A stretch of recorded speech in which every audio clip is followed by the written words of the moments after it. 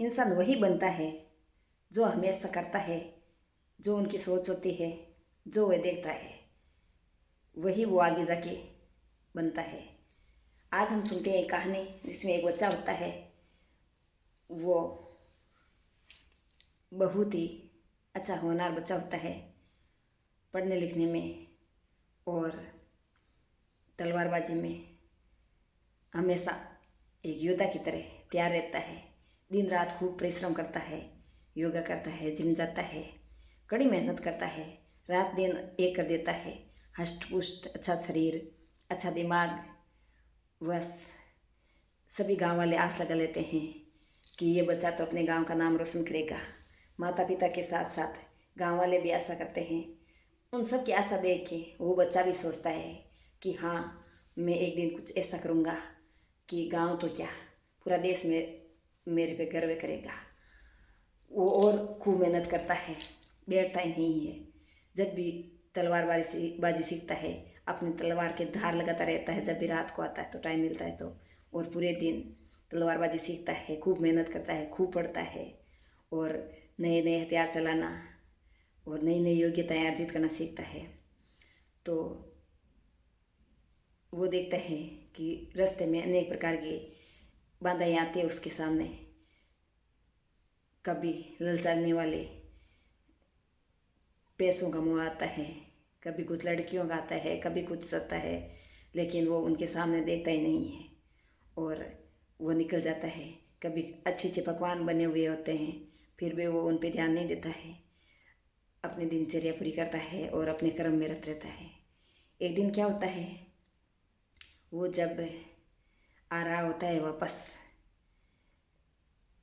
अपनी कोचिंग से, तो पीछे से एक आवाज़ आती है। वो पीछे देखता है तो एक छड़ी दिखाई देती है। वो छड़ी कहती है कि मैं ऐसी जादुई छड़ी हूँ, आप जो कहेंगे मैं आपको वही दिखा दूँगी। तब वो एक बार तो ध्यान नहीं देता है, आश्चर्यचकित हो जाता है कि ये कोई होता है क्या। उतने में वो छड़ी बोलती है कि आप कुछ बोलो तो सही। तब वो कहता है कि चलो मुझे कोई योद्धा दिखा दो। तब वो छड़ी उसको योद्धा दिखा देती है। फिर वो कहता है मुझे अच्छी सी तलवार दिखा दो। तो वो छड़ी अच्छी सी तलवार दिखा देती है। फिर वो कहता है कि मुझे खूब धन दौलत सोना चांदी ऐशो आराम की ज़िंदगी दिखा दो। तो वो छड़ी उसको एक आलीशान बंगला दिखाती है। उसके अंदर धन दौलत नौकर चाकर सब होते हैं।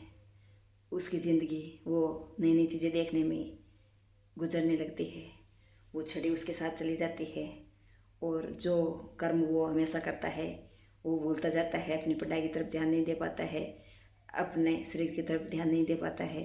और धीरे धीरे एक दिन ऐसा आता है कि वो केवल सपने की तरह वो देखता रहता है कि आज इसने ये कार्य किया, उसने ये कार्य किया, उसने नाम रोशन किया है, उसने अपने देश का नाम रोशन किया है। और दिमाग में आता है कि कभी मैं भी करूँगा, लेकिन वो करता कुछ नहीं है। पढ़ाई भी छोड़ देता है और जो कलाबाजियाँ तैयारी करता है सब छोड़ देता है। धीरे धीरे छूट जाती है और वो पूरे दिन उनके सपने देखता रहता है। तो एक दिन छड़ी खेल खिला के हंस पड़ती है। तो वो सोचता है छड़ी कभी नहीं हंसती थी, जो मैं चाहता था वही होता था, आज छड़ी कैसे हंस रही है। तो उसने छड़ी से पूछा तो छड़ी ने बोला कि मैं कोई छड़ी बड़ी नहीं हूँ, मैं तो एक राक्षस हूँ जो तुझसे बदला लेना चाहता था। मुझे किसी ने बताया था कि मुझे एक तू ही हरा सकता है। मैं वो बुराई हूँ जो आज की जनरेशन में है। मैं वो नत से पत्ते की लत की बुराई, मैं वो सोच की बुराई, मैं वो आलसी, क्रोध, जो सारी बुराइयाँ इंसान में होती है, उन सारी बुराइयों की शक्ति हूँ। और मैंने ये सुना कि हम सब बुराइयों को एक अकेला तो ही हरा सकता है, क्योंकि तुझ में इतनी योग्यता थी, इसलिए मैं तेरे साथ में आई और छड़ी बन के आ गया और तुझे लुभाने लगा और लुभाता रहा, नई नई तुझे चीज़ें दिखाता रहा और तुझे तेरे रास्ते से भटका दिया और अब तुझे इतना निर्बल बना दिया कि अब तू कुछ भी नहीं कर सकता है। तब उस व्यक्ति ने, बच्चे ने कहा कि तो ये बदला तो तू पहले ही मुझे मार के भी ले सकती थी, पहले क्यों नहीं लिया।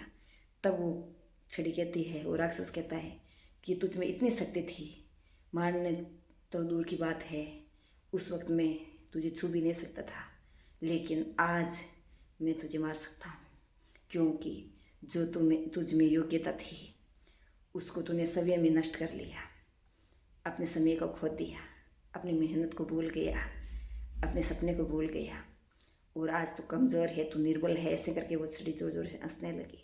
और उस बच्चे को पछतावा होने लगा कि आज मैं कुछ नहीं कर पाऊँगा, और वो चला जाता है।